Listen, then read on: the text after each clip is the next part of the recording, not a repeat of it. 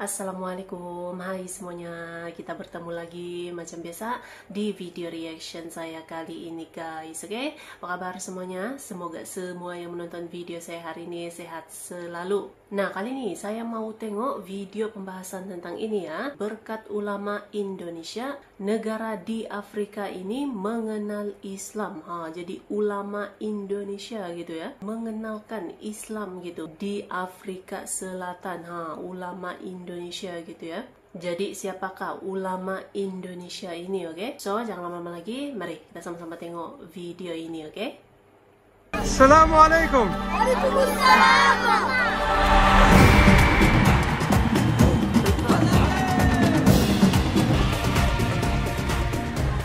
Republic of South Africa atau Republik Afrika Selatan. Negara ini dikenal sebagai Rainbow Nation atau bangsa pelangi karena keberagaman etnis, bahasa, dan budaya yang menghuni tanahnya. Setiap kelompok etnis membawa tradisi, seni, musik, dan tarian yang unik, menciptakan harmoni yang indah dalam keberagaman. Namun yang ingin kita bahas kali ini, bagaimana perkembangan Islam di negara ini? Bagaimana kehidupan umat Muslim dan perayaan Ramadan hingga Idul Fitri di sana? Tahukah Anda, ternyata salah satu penyebar Islam pertama ke Afrika Selatan adalah 3 ulama besar yang berasal dari Indonesia, yaitu Syekh Yusuf Al-Makassari yang berasal dari Makassar. Kemudian Imam Abdullah bin Qodhi Abdussalam yang berasal dari Tidore.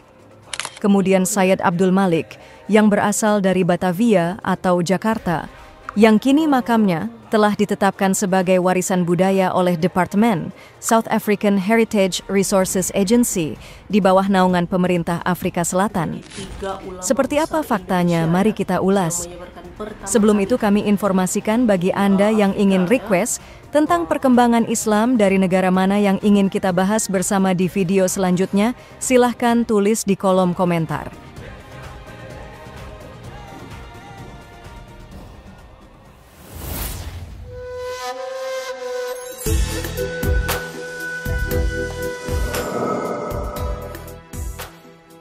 Assalamualaikum warahmatullahi wabarakatuh. Pemirsa Khazanah yang dimuliakan Allah Subhanahu wa Ta'ala. Afrika Selatan, negara ini dijuluki Tanah Emas atau yang dikenal sebagai salah satu penghasil emas terbesar di dunia. Dan negara ini juga mendapat julukan Tanah Matahari Terbenam karena pemandangan matahari terbenam yang sangat menakjubkan. Tak hanya itu, Afrika Selatan juga dikenal sebagai negeri pelangi karena keberagaman etnis dan budaya yang unik. Di sini, keberagaman bukan hanya sebuah kata, tetapi denyut nadi yang menghidupkan setiap sudut negeri, dari kulit hitam dan kulit putih yang kini hidup berdampingan setelah dihapuskannya sistem apartheid. Salah satu kelompok agama yang berkembang di negara ini adalah komunitas Muslim. Berdasarkan data terbaru pada tahun 2025, jumlah Muslim di Afrika Selatan diperkirakan sekitar 2,1 juta jiwa dari total keseluruhan populasi sekitar 62 juta jiwa. Ini berarti sekitar 3,4% populasi Afrika Selatan adalah Muslim. Meskipun merupakan minoritas, komunitas Muslim di Afrika Selatan sangat aktif dalam berbagai bidang. Mereka memiliki banyak masjid, sekolah, dan organisasi yang memberikan dukungan kepada anggotanya dan masyarakat luas. Selain itu, kontribusi mereka dalam bidang bisnis, pendidikan, dan seni juga sangat berarti. Umat Muslim di Afrika Selatan menyebar di berbagai wilayah di seluruh negara, seperti di Cape Town, KwaZulu, Johannesburg, Pretoria, Port Elizabeth, dan di berbagai wilayah lainnya di Afrika Selatan.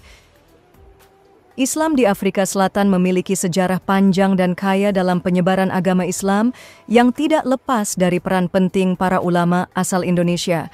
3 tokoh utama dalam sejarah ini adalah Syekh Yusuf Al-Makassari, Imam Abdullah bin Qodhi Abdussalam, dan kemudian Sayyid Abdul Malik, yang kini makamnya ditetapkan sebagai warisan budaya di Afrika Selatan. Sebelum kita membahasnya lebih jauh, mari sejenak kita telusuri sejarah awal masuknya Islam di sana.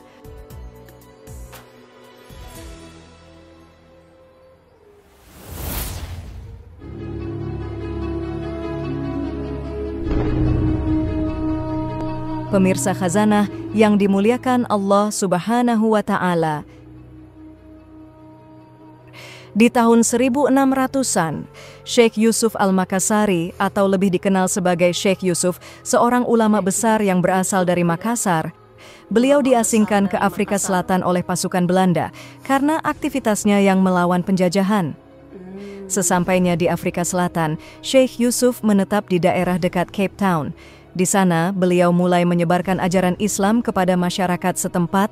Kontribusinya sangat besar dalam memperkenalkan ajaran Islam dan membangun komunitas Muslim yang kuat di wilayah tersebut. Beliau menjadi salah satu pendiri Islam pertama di Afrika Selatan. Syekh Yusuf Al-Makassari kemudian wafat pada 23 Mei 1628. Setelah wafat, beliau dimakamkan di Kabupaten Goa, Sulawesi Selatan. Syekh Yusuf Al-Makassari juga diakui sebagai salah satu pahlawan nasional Indonesia karena kontribusinya dalam penyebaran agama Islam dan perjuangannya melawan penjajahan. Kemudian Imam Abdullah bin Qodhi Abdussalam yang dikenal sebagai Tuan Guru, beliau adalah seorang ulama asal Tidore. Beliau juga diasingkan oleh penjajah Belanda. Beliau tiba di Cape Town pada tahun 1780 dan juga menjadi tokoh penting dalam komunitas Muslim di sana.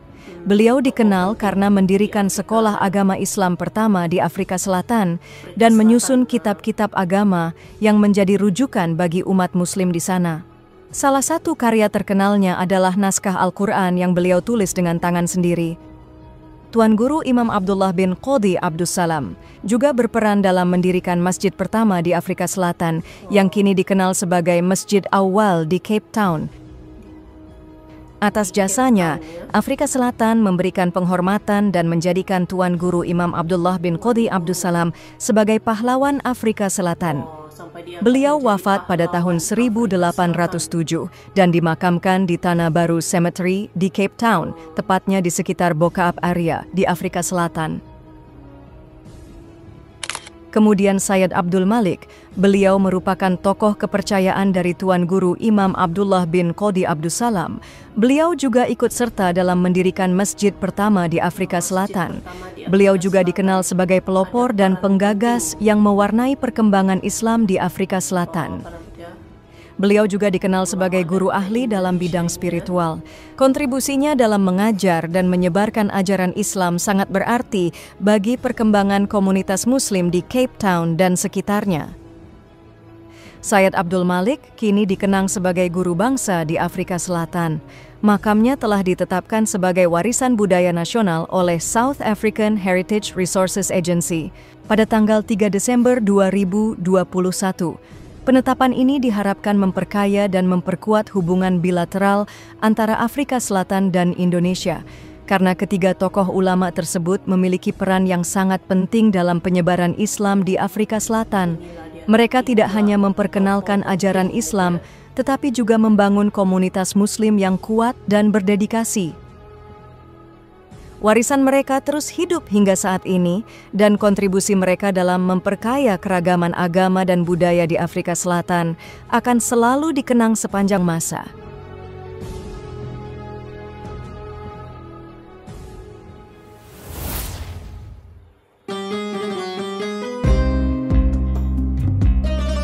Pemirsa Khazanah yang dimuliakan Allah Subhanahu wa Ta'ala, Islam di Afrika Selatan kini jauh berkembang dan lebih baik. Di seluruh Afrika Selatan terdapat sekitar 75 madrasah atau sekolah Islam yang tersebar di 3 provinsi utama, seperti di Western Cape, KwaZulu, dan Gauteng. Sekolah-sekolah ini mencakup berbagai jenjang pendidikan, mulai dari sekolah dasar hingga sekolah menengah, dan beberapa di antaranya juga memiliki program pendidikan yang lebih tinggi. Dengan adanya madrasah ini, diharapkan dapat memberikan pendidikan yang seimbang bagi anak-anak dan generasi muda di Afrika Selatan. Para ulama dan generasi muda Islam memiliki peran penting dalam menjaga dan memimpin komunitas Muslim di Afrika Selatan. Mereka tidak hanya mengajarkan ajaran agama, tetapi juga menjadi panutan dan pemimpin dalam berbagai aspek kehidupan masyarakat. Di negara ini, juga banyak masjid-masjid yang tersebar di berbagai wilayah. Ada sekitar 500 hingga 600 masjid di seluruh Afrika Selatan. Masjid Nizamiye adalah masjid termegah di negara ini. Masjid ini terletak di Midrand, Johannesburg, Afrika Selatan. Masjid-masjid ini tidak hanya berfungsi sebagai tempat ibadah, tetapi juga menjadi pusat pendidikan, kegiatan sosial, dan layanan komunitas. Masjid-masjid ini akan terlihat lebih aktif ketika bulan suci Ramadan tiba.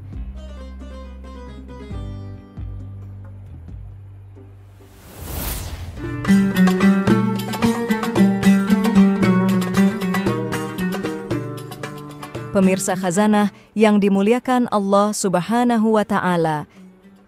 Ramadan di Afrika Selatan adalah momen yang sangat penting dan dinantikan oleh komunitas Muslim. Meskipun cuaca bisa sangat panas dan berat dengan berjalur waktu berpuasa yang lebih dari 14 jam, Ramadan di Afrika Selatan tetap memiliki suasana yang meriah dan penuh kebersamaan. Ramadan di sana juga menjadi momen untuk memperkuat ikatan antar anggota komunitas. Meskipun ada perbedaan ideologi, puasa Ramadan membawa mereka bersama dalam kebersamaan dan persaudaraan. Banyak masjid yang menyediakan makanan untuk iftar bersama, terutama bagi mereka yang mungkin tidak memiliki sumber daya untuk makanan sendiri. Misalnya, Masjidul Karim di Eagle Park sering mengadakan iftar besar untuk komunitasnya, termasuk makanan seperti dates, ayam, nasi, samosa, kue, dan boeber.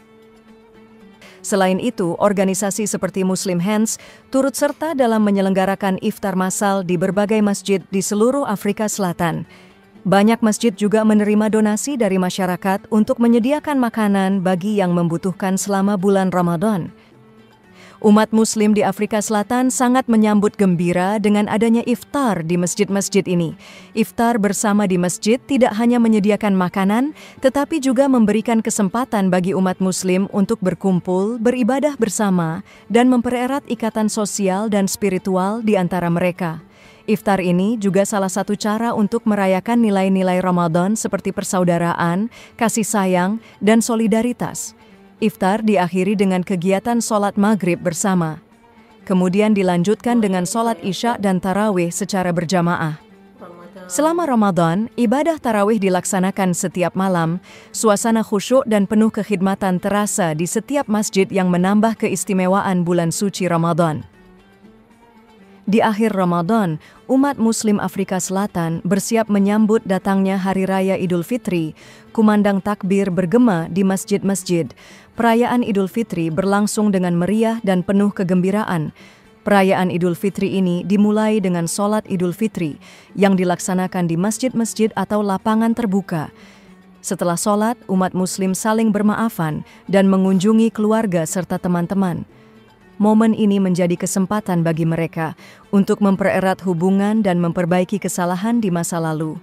Suasana kebersamaan dan kepedulian terasa sangat kuat selama perayaan Idul Fitri ini. Pemirsa Khazanah, sampai di sini dulu pembahasan kita kali ini. Semoga bermanfaat. Sampai ketemu di video berikutnya. Assalamualaikum warahmatullahi wabarakatuh.